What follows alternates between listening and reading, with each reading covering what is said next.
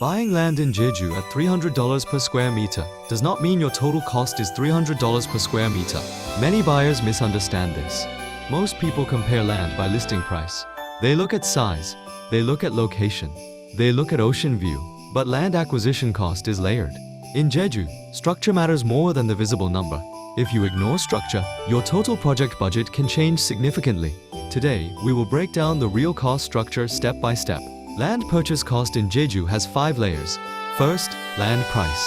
Second, design and legal cost. Third, infrastructure preparation. Fourth, hidden risk factors. Fifth, time exposure. Let us review each layer clearly. The first layer is the visible land price. This is the number shown in the listing. For example, let us assume the land price is $300 per square meter. If the land size is 500 square meters, the purchase price becomes $150,000. This looks straightforward. However, price varies depending on location, road access, zoning classification, ocean view. Two similar plots may look equal, but one may have direct public road access. The other may require a private access agreement. That difference alone can change feasibility. Price alone does not show total cost. The second layer includes legal and administrative expenses. In Korea, buyers must pay acquisition tax. This is typically around 4%. Using our example, 4% of $150,000 equals $6,000. Registration fees and administrative costs add more. Legal review and contract support may also be required. Now the total is already above $156,000. Many buyers forget this layer.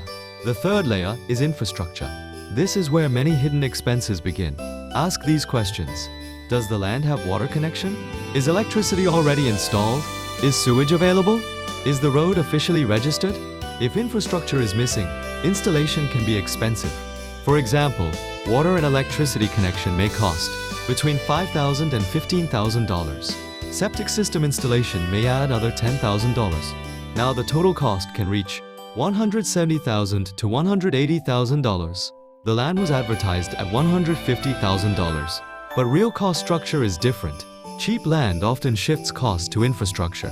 The fourth layer involves risk. Risk does not always appear in the listing. Slope condition may increase foundation cost. If the land has significant slope, earthwork and retaining walls may be required. Agricultural land may require conversion approval. Zoning rules may limit building size. For example, if building coverage ratio is restricted, you may not build the size you originally planned. Risk affects feasibility. Feasibility affects long-term cost. This layer is not fixed. It depends on regulation, soil, and technical review. The final layer is time. Time increases exposure. Land registration may take several weeks. Due diligence requires careful review. If you rush the process, mistakes can become permanent. For example, if zoning restrictions are misunderstood, redesign may be required. Redesign means delay. Delay increases cost. Time is not visible on the listing, but time affects total outcome. If we visualize this structure, land price is only the base layer. Tax and legal costs form the second layer. Infrastructure adds another layer. Risk factors surround the project. Time pressure increases exposure from outside. A structured evaluation reduces uncertainty. Let us return to the original example. Land price, $150,000. Tax and legal, $6,000 plus. Infrastructure, possibly $20,000. Risk adjustments, unknown. Time exposure, variable. The total structure may exceed $180,000 before construction begins.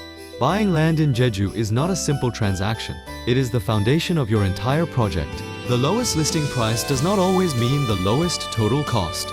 Understanding structure protects long-term outcomes. This channel focuses on structure, risk, and long-term planning, not promotion, not speculation. This is Structured Insight for Building in Jeju.